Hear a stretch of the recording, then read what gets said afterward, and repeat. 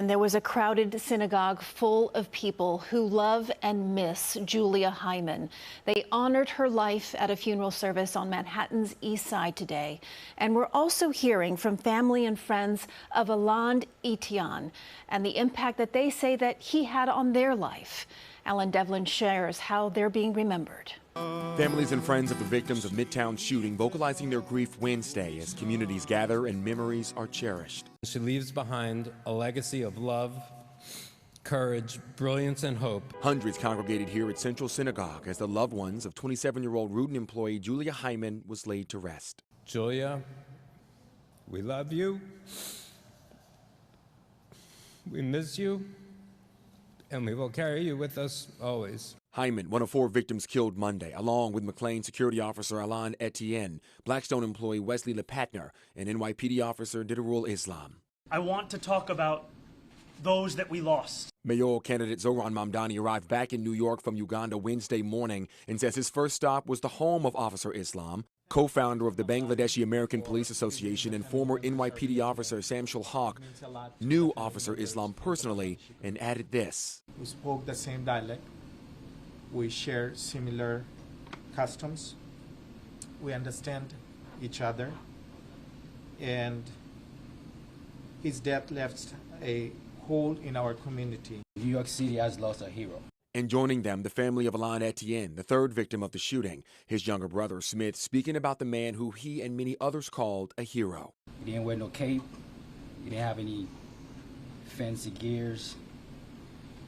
He wore a security officer uniform. Always doing his part to make the city of New York a little bit safer every day. The community of victim Wesley LePatner chose not to speak to media Wednesday out of respect for the grieving process, but LePatner's family did release a statement Tuesday that read in part, "As we begin the difficult mourning process, we extend our deepest condolences to those who have also lost loved ones, and we ask that you provide us with the privacy we need in the coming days and weeks."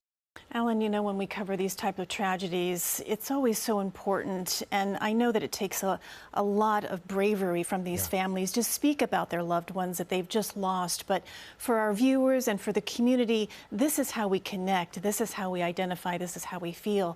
How are these families dealing with this on such a national sort of level? Yeah, you know, when the loss of a loved one is this public, as it has been the last couple of days, it makes it even more difficult to grieve when you've got the entire nation's eyes, the world's eyes, watching that process.